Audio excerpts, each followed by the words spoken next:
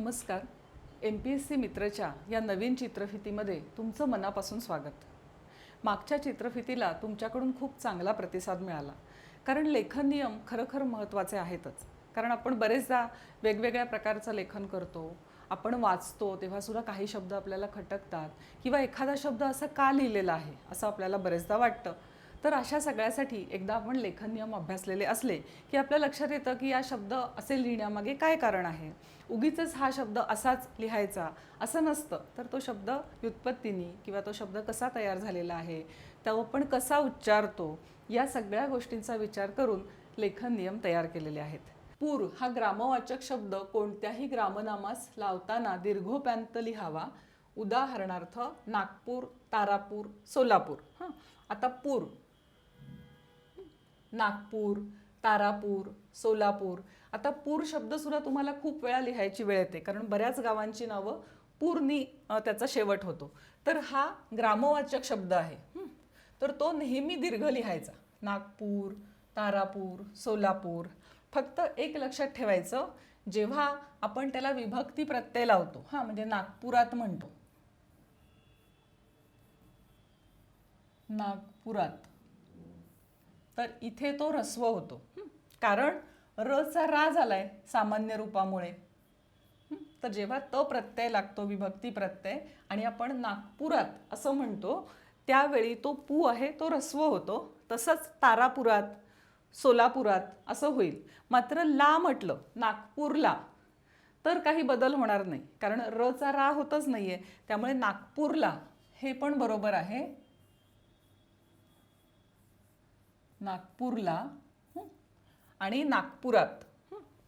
जर त हा विभक्ती प्रत्यय त्याला जोडला तर नागपुरात होईल आणि पू ऱ्हस्व होईल, पण ला हा विभक्ती प्रत्यय जोडला तर नागपूरला हे तसंच राहील, इथे पू ऱ्हस्व होणार नाही, तर जसा आहे तसाच दीर्घ राहील. आता पुढचा नियम आहे, एकारांत नामाचे सामान्य रूप याकारांत करावे, एकारांत करू नये. उदाहरणार्थ करणे, करण्यासाठी, फडके, फडक्यांना.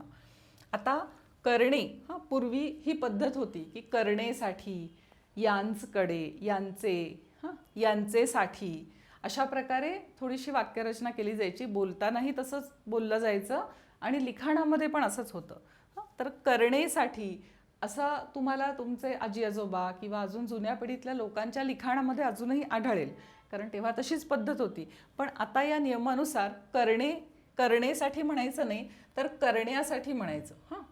किंवा फडके हे आडनाव आहे, तर असं म्हणायचं की फडक्यांना, फडकेंना असं नाही म्हणायचं, किंवा फडके यांना असं म्हटलं तरी चालेल, किंवा फडक्यांना असं म्हणायचं. आता हा जो नियम आहे, एकारांत नामाचं सामान्य रूप याकारांत करावं, हा नावाच्या बाबतीतला नियम आजकाल खूप शिथिल झालेला आपल्याला आढळतो. म्हणजे अशी एकारांत बरीच नावं आहेत. उदाहरणार्थ शिंदे हे आडनाव आहे, तर आपण शिंदे यांना म्हणतो किंवा शिंदेंना म्हणतो, पण शिंद्यांना असं म्हणत नाही. खरं तर नियमानुसार याकारांत करायला हवं, म्हणजे शिंदे, शिंदे यांना किंवा शिंद्यांना हे तीनही प्रकारचे शब्द बरोबर आहेत. पण आजकाल थोडेसे हे नियम शिथिल पद्धतीने आपण वापरतोय, तर आपण शिंदेंना असा उल्लेख बरेच ठिकाणी केलेला तुम्हाला आढळतो. पण लेखन नियमानुसार शिंद्यांना किंवा फडक्यांना असा त्याचा लेखनही करायला हवं आणि असाच त्याचा उच्चारही करायला हवा. लेखनात पात्राच्या किंवा वक्त्याच्या तोंडी बोलण्याची भाषा घालावी लागते, त्यावेळी तिचे स्वरूप बोलण्यातील उच्चाराप्रमाणे अनुस्वारयुक्त असावे. आता हा नियम असा आहे की जेव्हा आपण बोलतो तेव्हा बोलताना आपली बोलीभाषा थोडीशी वेगळी असते. म्हणजे मी असं केलं असं मी म्हणते, मी असे केले असं मी म्हणत नाही, पण लिहिताना मात्र मी असे केले असं लिहिते, बोलताना मी असं केलं असं बोलते. तर हा जो फरक आहे बोलण्याची भाषा आणि लिहिण्याची भाषा, त्याबद्दलचा हा नियम आहे.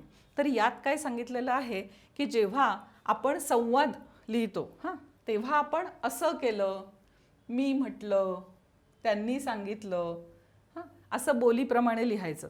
कारण संवादामध्ये हेच अपेक्षित आहे. संवाद म्हणजे बोललेलेच, जे बोललेलं आहे ते लिहिलेलं असतं. नाटकामधले संवाद असतात किंवा चित्रपटातले संवाद असतात, तर तिथे जे बोलतो तसं लिहिलेलं असतं. पण इतर वेळी ही रूपे एकारांत लिहावीत. म्हणजे असे केले, मी म्हटले, त्यांनी सांगितले. त्यामुळे या नियमात असं सांगितलेलं आहे की फक्त संवाद असले किंवा बोलणं आपल्याला लिहून दाखवायचं असेल तर ते अनुस्वारयुक्त लिहावं. इतर वेळी मात्र सगळीकडे एकारांत लिहावं. म्हणजे मी असे केले, मी सांगितले असं लिहावं असं नियमामध्ये सांगितलेलं आहे. हाही नियम आजकाल थोडासा शिथिल झालेला आपल्याला जाणवतं. आजकाल अनेक लेख किंवा वृत्तपत्रातले लेख, काही पुस्तकांमधले लेख हे आपण अशा प्रकारे अनुस्वारयुक्त भाषेमध्ये पाहतो. कारण ही भाषा आपल्याला सोपी वाटते, पटकन संवादी वाटते. म्हणजे समोरच्या व्यक्तीशी संवाद साधायला आपल्याला अशा भाषेत लिहिणं सोपं वाटतं. त्यामुळे नियमानुसार हे खरं तर एकारांत भाषेत लिहिणं अपेक्षित आहे. पण आजकाल थोडासा तो नियम शिथिल झाला आहे. कारण लिहिणाऱ्यांना आणि वाचणाऱ्यांना हे दोघांनाही अशी भाषा सोपी वाटते. त्यामुळे बरंचसं ह्या अनुस्वारयुक्त बोलीभाषेमधलं लेखन हल्ली आपल्याला पाहायला मिळतं.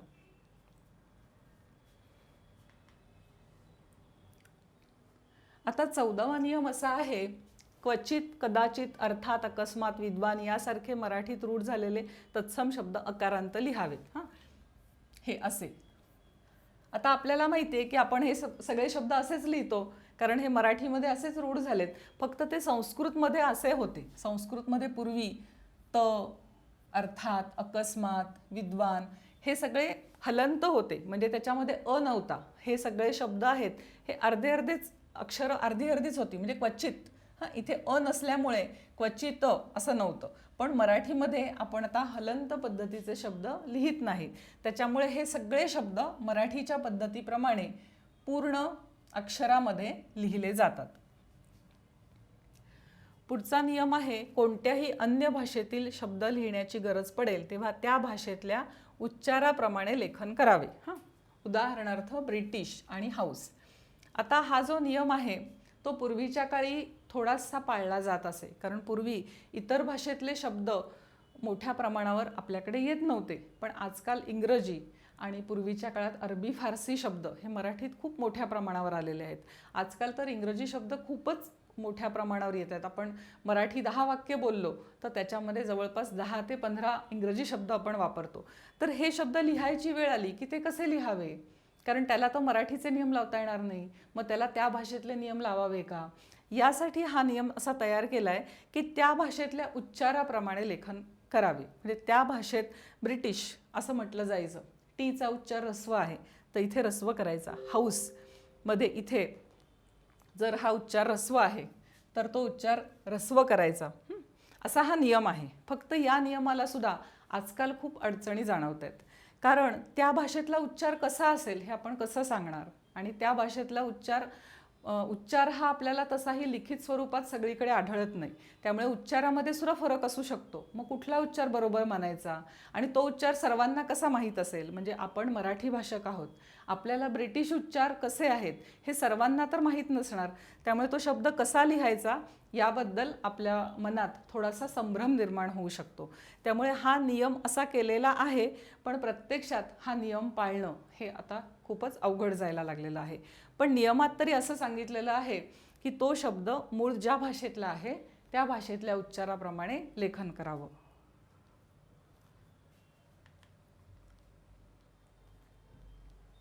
आता 15वा नियम असा आहे, केशवसुत पूर्वकालीन पद्य व विष्णुशास्त्री चिपळूणकर पूर्वकालीन गद्य यातील उतारे छापताना ते मुळानुसार छापावेत. तदनंतरचे केशवसूत आणि चिपळूणकर यांच्या लेखनासह लेखन मराठी साहित्य महामंडळाच्या प्रस्तुत लेखनविषयक नियमास अनुसरून छापावे. तर ह्या सगळा सविस्तर नियमाचा अर्थ असा आहे की जुन्या काळचं लेखन हे वेगळं होतं. जसं आपण मगाशी अनुस्वारयुक्त लेखन बघितलं किंवा ऱ्हस्वदीर्घाचं लेखन सुद्धा वेगळं होतं. तर त्या काळी जे लिहिलेलं आहे त्यावेळी जे छापील स्वरूपात उपलब्ध आहे ते आत्ता परत आपल्याला छापायचं असेल तर ते कसं लिहावं? या नियमाला प्रश्नाला उत्तर देण्यासाठी हा नियम तयार करण्यात आलाय. तर या नियमात काय सांगितलं आहे की केशवसुतांचा काव्यरचनेचा काळ काय आहे? 1885 ते 1905. तर 1905 पूर्वीचं जे काव्य आहे ते जुन्या पद्धतीनुसार छापावं. पण 1905 नंतरचं जे काव्य आहे ते काव्य मात्र आत्ताच्या नियमाप्रमाणे छापावं. तसंच आहे चिपळूणकरांचा लेखनकाल जो 1882 पर्यंत आहे. तर 1882 नंतरचं जे गद्य आहे ते आत्ताच्या नियमानुसार छापावं आणि जे त्यापूर्वीचं गद्य आहे ते जुन्या नियमाप्रमाणे छापलं तरी त्याच्यात काही चूक मानली जाणार नाही, असं हे या नियमामधून सांगितलेलं आहे. आता आहे 16वा नियम. राहणे, पाहणे, वाहणे अशी रूपे वापरावीत. राहणे, पाहणे, पाहणे, वहाणे अशी रूपे वापरू नयेत. आज्ञार्थी प्रयोग करताना मात्र रहा, पहा, वहा याबरोबर रहा, पहा, वहा अशी रूपे वापरण्यास हरकत नाही. आता हा नियम पण महत्त्वाचा आहे, कारण हे सगळे राहणे, पाहणे, वाहणे हे सगळे शब्द आपण बरेचदा वापरतो. मग कोणी असं राहणे लिहितं, काही जण राहणे लिहितात, काही जण राहणे लिहितात. मग ह्यातलं कुठलं बरोबर आहे? कारण खरं तर बोलताना आपण तिन्ही प्रकारे बोलतो. काहींच्या बोलण्यात राहणे येतं, काही राहणे म्हणतात, काही राहणे म्हणतात. तर यासाठी हा नियम लक्षात ठेवा. या नियमानुसार फक्त राहणे, पाहणे आणि वाहणे म्हणजे पहिला स्वर आकारांत आहे आणि दुसरा स्वर आहे तो अकारांत आहे. राहणे हे असं लिहायचं नाहीये किंवा दोन्ही स्वर आकारांत पण करायचे नाहीयेत आणि दोन्ही अक्षर आकारांत नाही, पहिलं आ आणि दुसरं आहे ते अ. राहणे, पाहणे, वाहणे अशी रूपं वापरावीत. हे एक लक्षात ठेवण्यासारखं आहे. आज्ञार्थी प्रयोगात मात्र रहा, पहा, वहा आणि रहा, पहा, वहा ही दोन्ही बरोबर मानलेली आहेत. म्हणजे तुम्ही राहा पण लिहू शकता किंवा रहा लिहू शकता, हे दोन्ही बरोबर मानलं जाईल. फक्त यावेळी एक महत्त्वाची गोष्ट लक्षात ठेवा जी नियमामध्ये दिलेली नाहीये. जर तुम्ही अशा प्रकारे शब्दलेखन करत असाल, म्हणजे राहा, पहा, वहा पहिला स्वर आ आहे, तर तुमच्या लेखनात सगळीकडे तीच पद्धत कायम राहू दे. म्हणजे एकदा तुम्ही रहा लिहिणार, राहा लिहिणार आणि एकदा रहा लिहिणार, एकदा पाहा लिहिणार, एकदा पहा लिहिणार, असं करू नका.